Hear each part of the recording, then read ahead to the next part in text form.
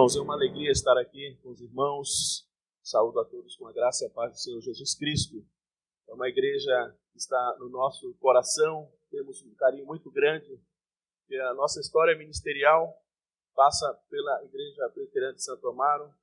São 10 anos de relacionamento aqui com os irmãos, juntamente com o reverendo Leandro, o reverendo Sérgio, antes até também, Congregação do Horizonte Azul. Temos muito carinho por todos vocês. E é uma alegria poder compartilhar a palavra do Senhor. Portanto, eu convido a todos para a leitura em Gênesis, capítulo 4, versos de 1 a 7.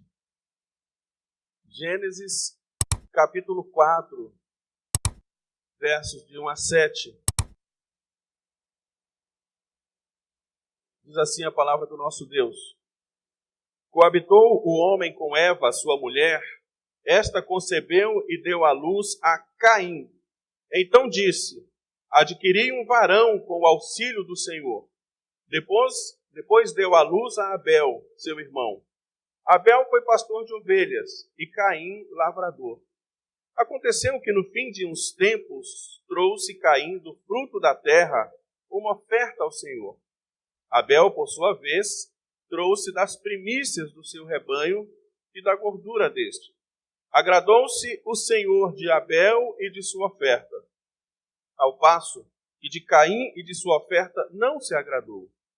Irou-se, pois, sobremaneira Caim, e descaiu-lhe o semblante. Então lhe disse o Senhor: por que andas irado?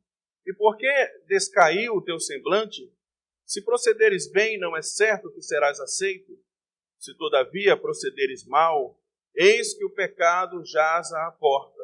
O seu desejo será contra ti, mas a ti cumpre dominá-lo. Oremos mais uma vez. Senhor, a tua palavra foi lida e ela por si só é poder para transformar vidas, para edificar. Que o teu Santo Espírito nos ilumine nessa manhã, para que compreendamos e pratiquemos a tua palavra. É a nossa oração em nome de Jesus. Amém. O Gênesis é o livro dos começos. Temos aqui o registro do primeiro casal, primeiro pecado, primeiro nascimento, primeiras profissões, primeiro ato de culto a Deus, primeiro homicídio. Os nossos primeiros pais viviam no paraíso com todo o conforto, com tudo que era necessário para uma vida plena, feliz e abundante. Mas eles caíram no engano da serpente, que lhes oferecia uma suposta autonomia, uma suposta independência de Deus. Portanto, por causa deste pecado, eles foram expulsos do jardim. E agora, banidos do jardim, do paraíso, Deus ainda lhes permite que tenham filhos. Coabitou o homem com Eva, sua mulher, e esta concebeu. Eles ainda podiam ter filhos, procriar, o que chamamos de mandato social. Eles ainda tinham condições de desenvolver as suas profissões. Abel foi pastor de ovelhas e Caim, lavrador, o que chamamos de mandato cultural. Eles também, meus irmãos, continuam ainda tendo um relacionamento com Deus. Perceba que eles ofereceram oferendas, sacrifícios a Deus em culto. Nós chamamos de mandato espiritual. Então, mesmo expulsos do jardim e banidos daquele paraíso, a misericórdia e a graça de Deus ainda estava sendo derramada sobre a vida deles. Mas se antes tudo era pleno, harmônico, belo e santo, agora fora do jardim. Eles estão sujeitos a todas as intempéries, agruras e vicissitudes da vida em um mundo condenado, caído e hostil, que agora produz cardos e abrolhos, todo tipo de dificuldade. Além do pecado afetar todo o cosmo, afeta também a própria natureza do homem. Agora eles têm que conviver com uma natureza depravada, avessa e contrária à vontade de Deus. Mas como então, meus irmãos, viver de modo agradável a Deus, aceitável diante de Deus, com todas estas condições adversas? Só tem um jeito. Eles deveriam buscar o auxílio do Senhor. E é interessante aqui, meus irmãos, que Eva reconhece que ela agora necessita do auxílio do Senhor. Olha que curioso. Eva, que estava querendo autonomia, que estava querendo se tornar como Deus, que estava querendo se tornar independente de Deus, agora ela reconhece que até mesmo para gerar filhos, ela necessita do auxílio do Senhor. E que ela só teve aquele filho porque foi com o auxílio do Senhor. Ela diz, eu adquiri um varão com o auxílio do Senhor. Portanto, eu queria dizer que você precisa do auxílio do Senhor. E por que você precisa do auxílio do Senhor? Primeiro, para se relacionar com Deus de modo aceitável. O verso 4 diz assim, meus irmãos: agradou-se o Senhor de Abel e de sua oferta, ao passo que de Caim e de sua oferta não se agradou. Por que Deus não se agradou da oferta de Caim? Alguns dizem que é porque a oferta de Caim era uma oferta de cereais, não era uma oferta de sangue. Alguns dizem que porque a oferta de Caim não era das primícias. O verso 5 nos diz que após Deus não se agradar da sua oferta, o verso 5 diz: irou-se, pois, sobremaneira Caim, e descaiu-lhe o semblante. Então lhe disse o Senhor: por que andas irado? E por que descaiu o teu semblante? Se procederes bem, não é certo que serás aceito? A Nova Almeida Atualizada disse assim, traduziu assim: Caim ficou muito irritado e fechou a cara. Então o Senhor lhe disse: por que você anda irritado? E por que essa cara fechada? Caim passou a andar de cara fechada.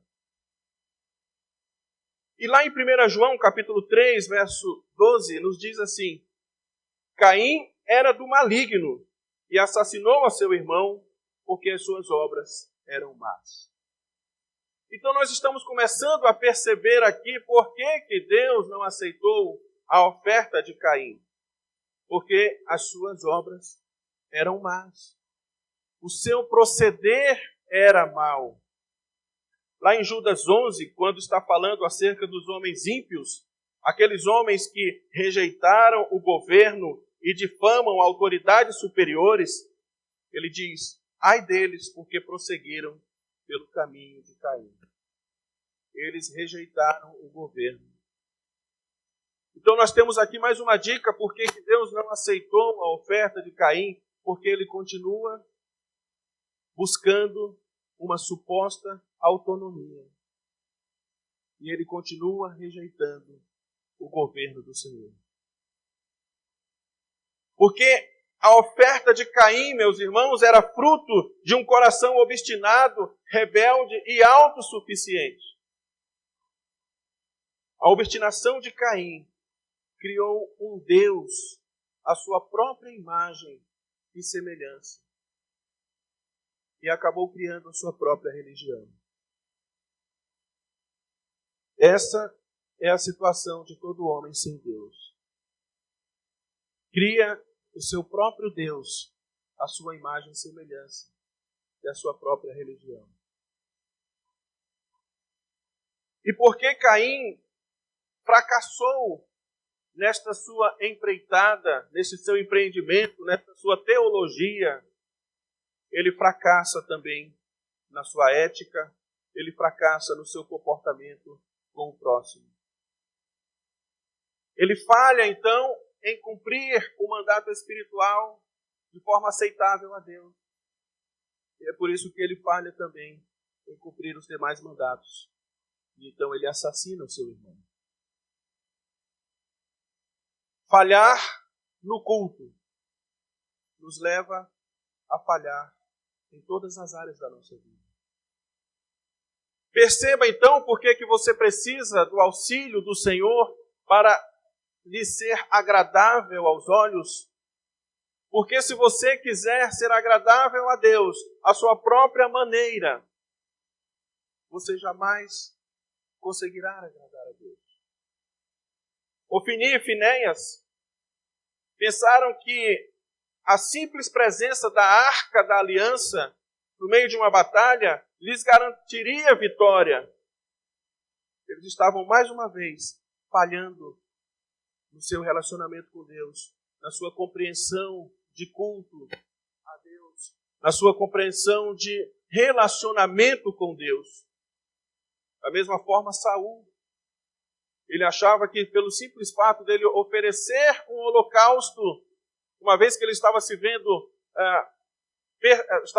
muito apertado por causa dos filisteus, ele, antes de que Samuel chegasse para oferecer o holocausto, ele mesmo ofereceu aquele holocausto. E aquilo foi então a sua ruína. E Deus o rejeitou como rei. Caim fracassou no altar. E é por isso que ele fracassou também em todas as áreas da sua vida. E aí Deus diz, se você continuar assim, o pecado vai continuar dominando você. Porque agora, longe do paraíso, agora sujeito a um outro Senhor, o pecado, a tua própria natureza caída e pecaminosa, que é contrária à vontade de Deus, você agora vai ter que lutar contra ela. Eis que o pecado está à porta. O desejo do pecado será contra ti, mas a ti cumpre dominar. Como ele fará isso? Somente se ele buscar o auxílio do Senhor. E por outro lado, nós temos então aqui a oferta de Abel. O verso 4 nos diz assim: agradou-se o Senhor de Abel e de sua oferta. Por que Deus se agradou de Abel e de sua oferta? Se por um lado o motivo da rejeição de Caim era a obstinação, o motivo da aceitação de Abel era a sua submissão. A sua submissão à vontade de Deus. Ele sabia muito bem o que muitos anos depois seria escrito por Davi no Salmo 51, verso 17. Sacrifícios agradáveis a Deus são o espírito quebrantado, coração compungido e contrito. Não o desprezarás, ó Deus.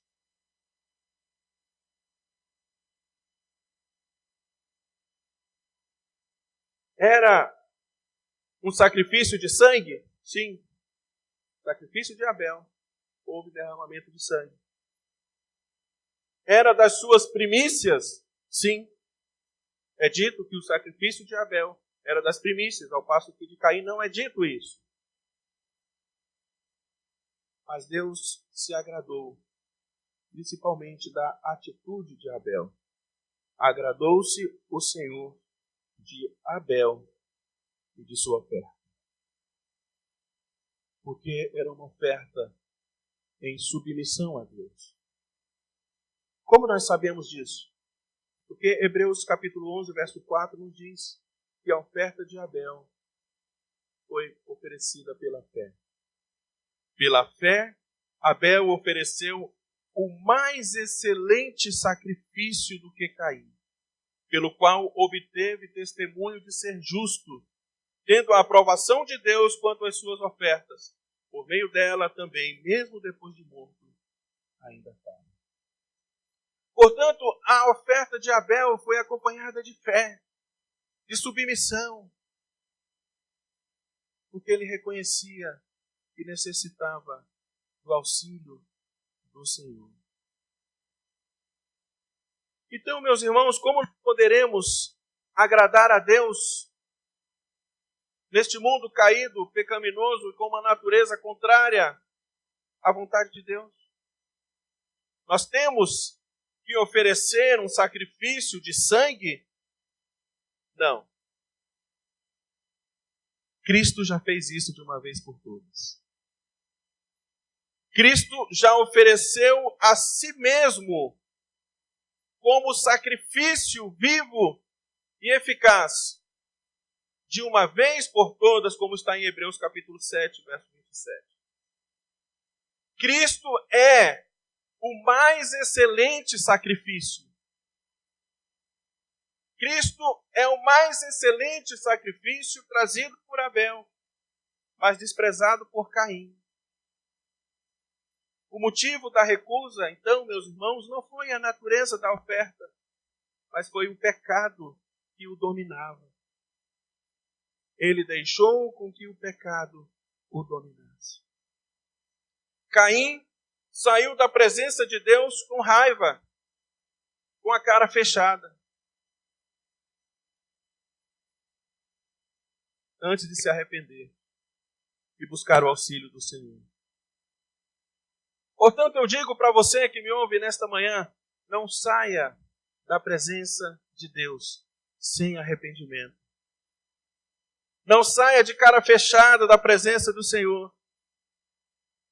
Lembre-se que você precisa do auxílio do Senhor para um correto relacionamento com Ele. E esse auxílio é nos dado por Cristo Jesus. Ele já ofereceu o mais excelente sacrifício. Só assim você terá então uma comunhão restaurada com Deus.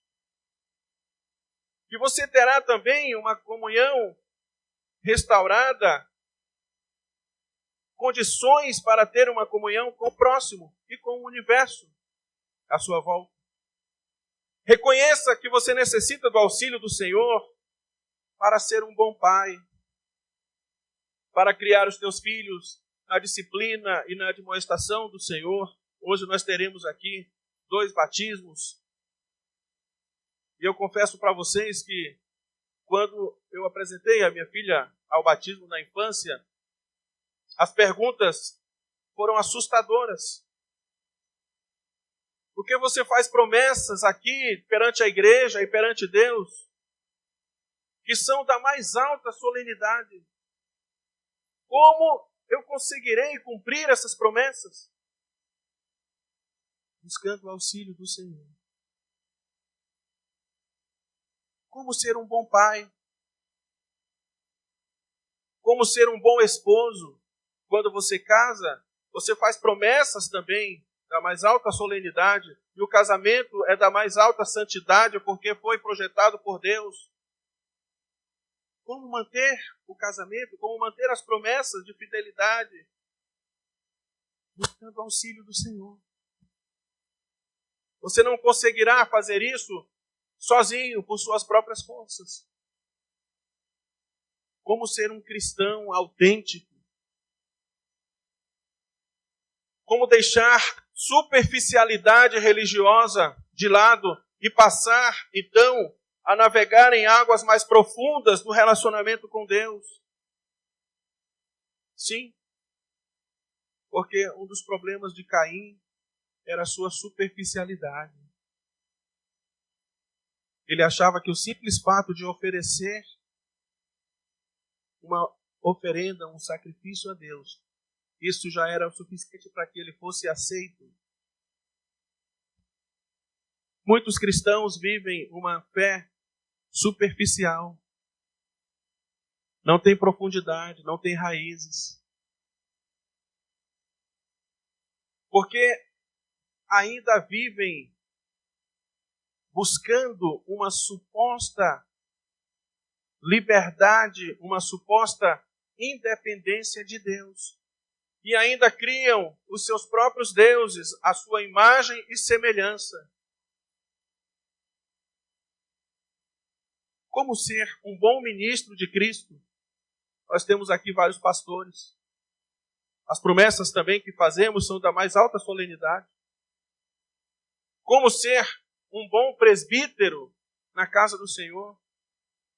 Como ser um bom diácono na casa do Senhor, um oficial da igreja, um líder, um professor de escola bíblica dominical?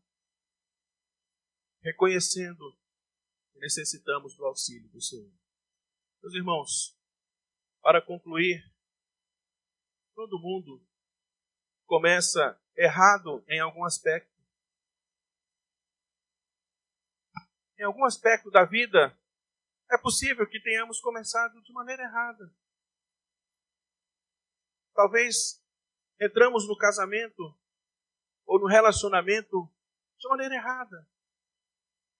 De forma que era contrário à vontade de Deus. Talvez começamos o pastorado de maneira errada, por motivações erradas, talvez. Talvez iniciamos como pais de maneira errada, cometemos muitos erros, como mães, mas todos nós aqui temos a chance de um recomeço. Todos nós temos a chance de recomeçar, de restaurar o casamento, de restaurar a comunhão com o filho, com a filha, com o esposo, com a esposa, de restaurar o chamado ministerial, reconhecendo que necessitamos do auxílio do Senhor. O começo é importante, mas o fim, a forma como terminamos, é também de suma importância. Portanto, meus irmãos, nós já fomos em Cristo aceitos por Deus. Isto é, se nós o recebemos como nosso Senhor e Salvador, se nós o confessamos como nosso Senhor. E é por isso que eu não queria terminar essa mensagem sem dizer para vocês: não saia daqui sem arrependimento. Não saia daqui de cara fechada.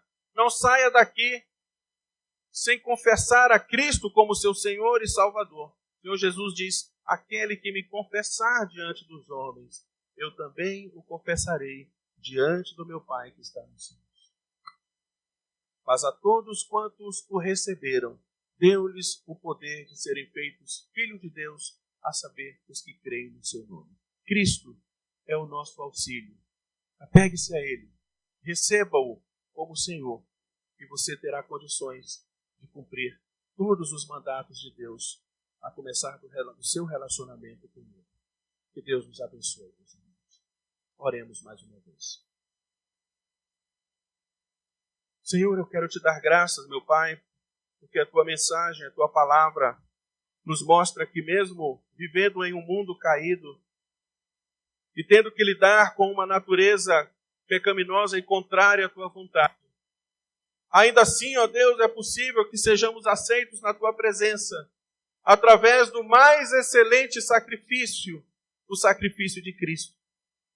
Ó Deus, dá-nos, ó Pai amado, condições para nos arrependermos, darmos, ó Deus, condições de termos um ministério abençoado, de termos um casamento abençoado, de termos uma família abençoada, de cumprirmos, ó Deus, as promessas que fizemos diante do Senhor e de vivermos uma vida cristã autêntica, abundante e feliz em Cristo Jesus. Assim oramos, ó Pai, humildemente, em nome dele. Amém.